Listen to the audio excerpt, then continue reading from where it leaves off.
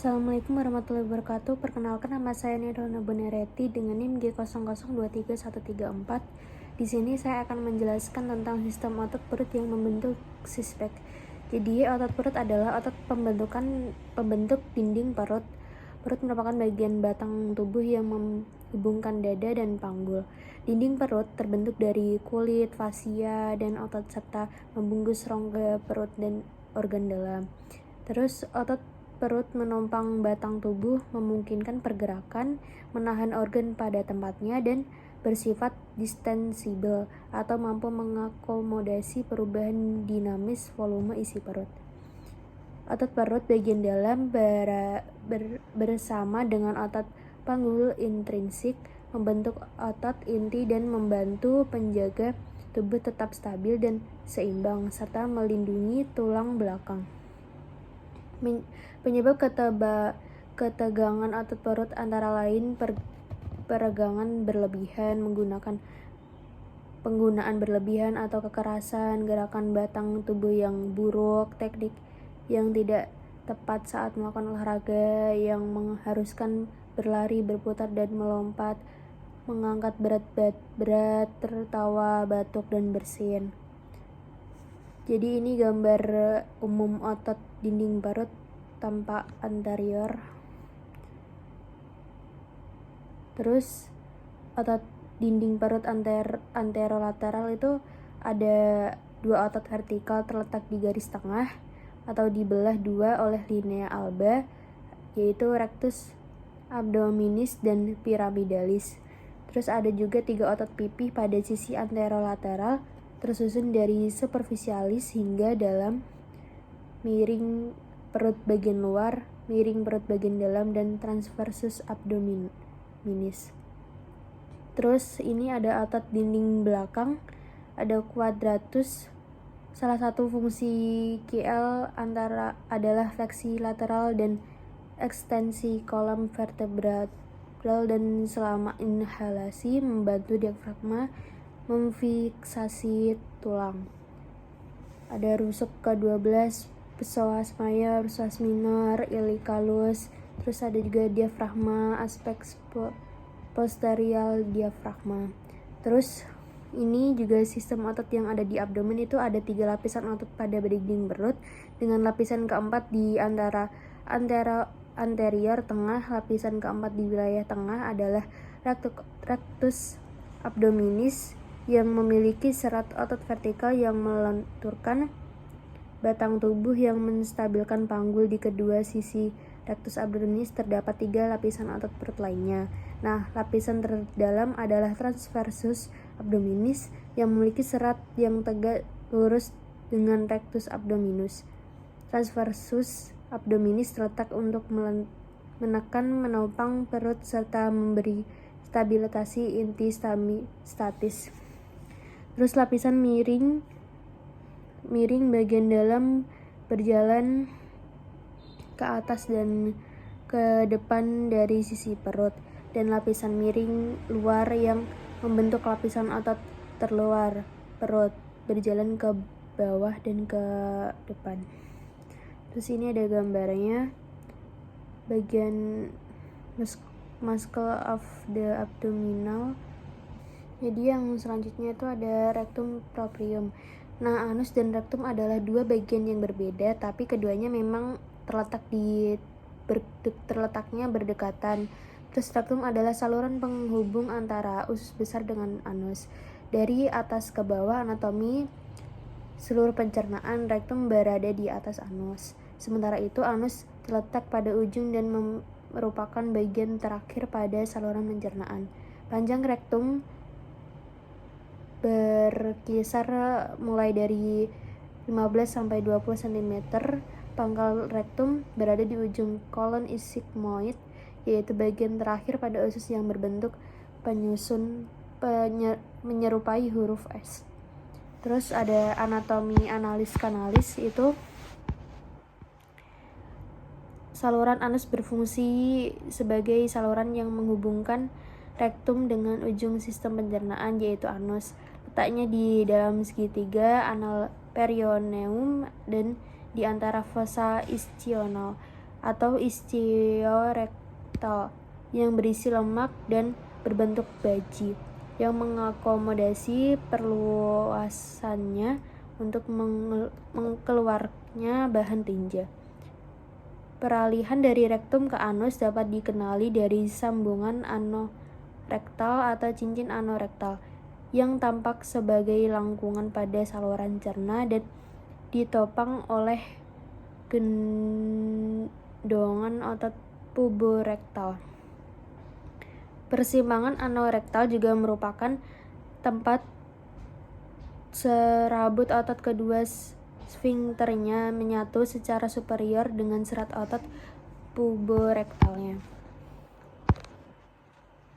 Terus ini ada saluran anus, biasanya dibagi menjadi segmen superior dan inferior oleh garis pectinate atau dentate.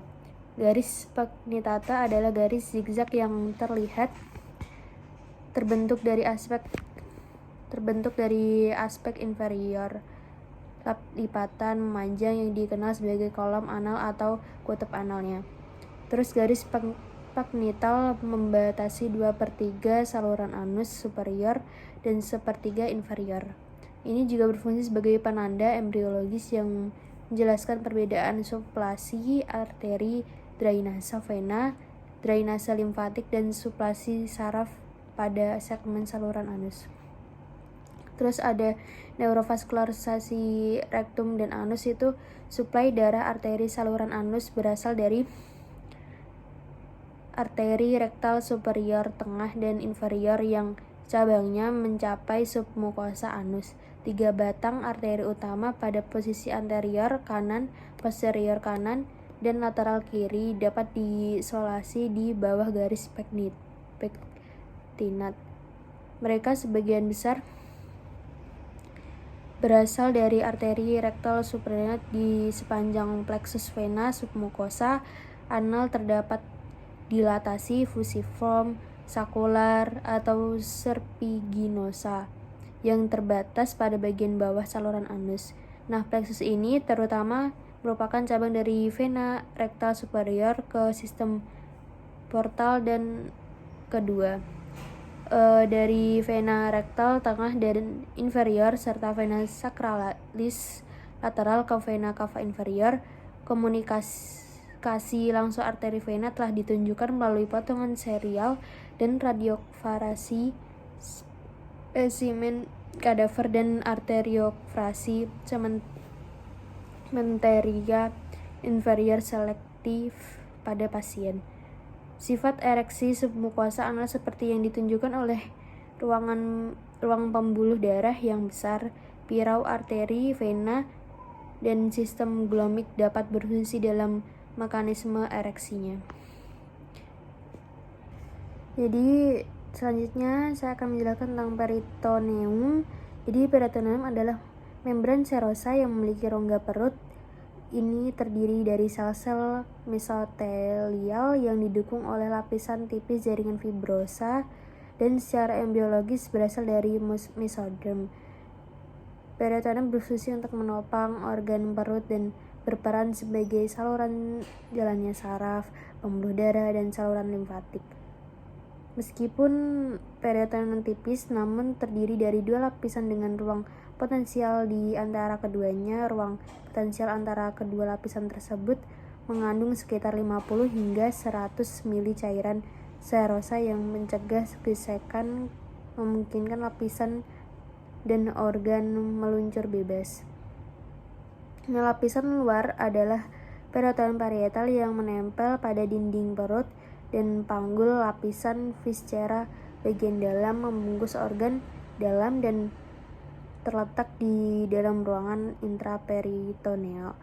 Terus struktur yang dibatasi oleh rongga peritoneum mungkin bersifat intraperitoneal dan retroperitoneal. Terus ada organ intraperitoneal dan retroperitoneal. Itu peritoneum terdiri dari 2 lapisan, yaitu lapisan peritoneal superficial dan lapisan visceral dalam. Rongga peritoneal berisi omentum, ligamen, dan mesenterium. Organ intraperitoneal meliputi lambung, limfa, hati, duodenum, bagian pertama dan keempat, jejunum, ileum, dan transversum. Dan kolom sigmoid.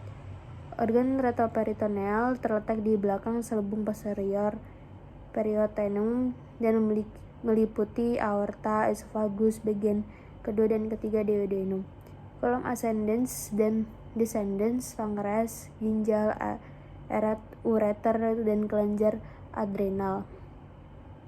Terus duplikator periosteum itu ada mesentries. Dari semua organ perut dan panggul adalah duplikator periosteum. Mereka adalah sendi antara daun parietal dan viscera parietal. Ini termasuk antara lain itu mesovagastrium, mesoduodenum, mesojejunum, mesoileum, mesokolon transversum, mesokolon sigmoideum, mesoappendix, mesorectum, mesorectum, ligamentum, latum uteri, mesometrium, mesosalpinx, dan mesovarium. Terus selain itu ada banyak lipatan periosteum yang lebih kecil dari area rongga periosteum. Beberapa di antara memiliki nama anatomi yang mereka sendiri, misalnya plica umbilicalis medialis, plica umbilicalis lateralis, plica umbilicalis mediana, plica duodenalis superior, dan plica duodenalis inferior. Terus untuk foramen Winslow itu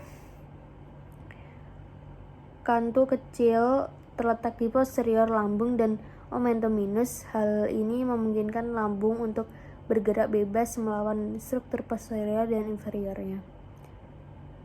Bursa omentum tertentu dengan kantung besar melalui lubang di bursa omentum.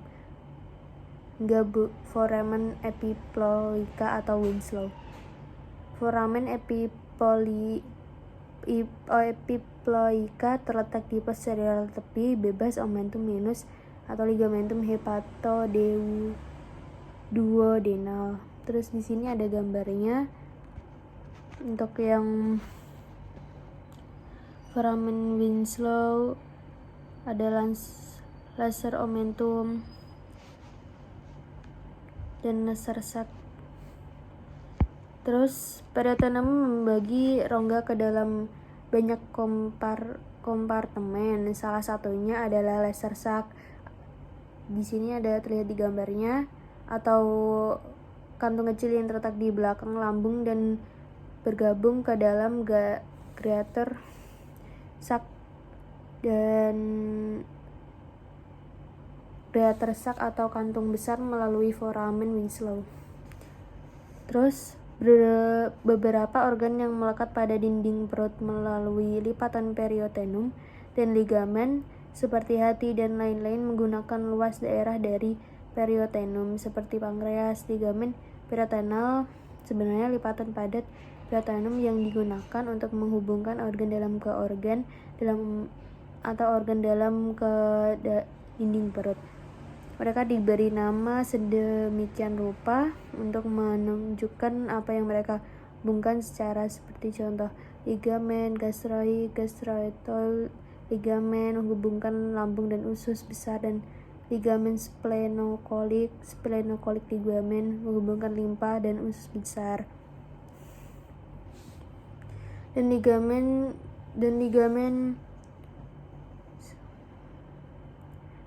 Splenocolic ligamen menghubungkan limpa dan usus besar. Kadang-kadang dinamakan sesuai bentuk seperti ligamen bulat atau round ligamen atau ligamen segitiga triangular ligamen.